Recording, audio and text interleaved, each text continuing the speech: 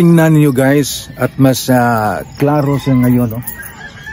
Yung puting usok na buga sa kanyang crater, kita niyo, mas vivid na, klaro.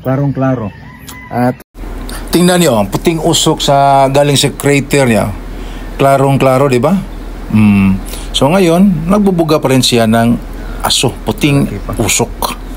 At kita din niyo sa may paanan niya, yung ulap na puti nasa paanan niya.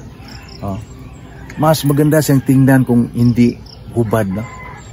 Mas maganda siyang tingnan.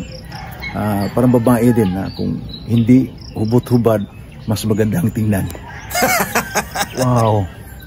Ngayong umaga ko lang to na this morning lang, mas klaro siya.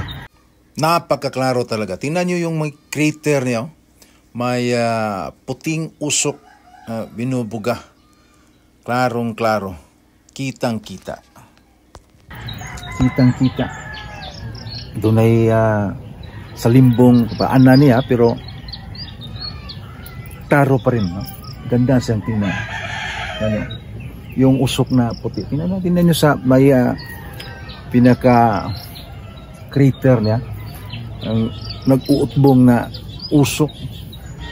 Hindi naman ulap siguro yan.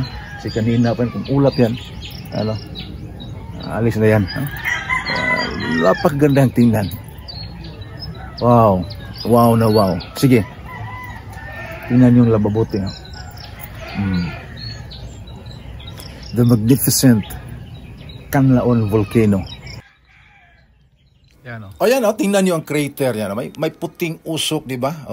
Tingnan nyo, di ba? Ulap ba yan o usok?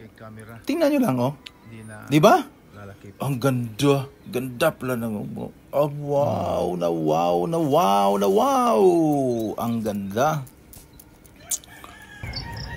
From my point of view,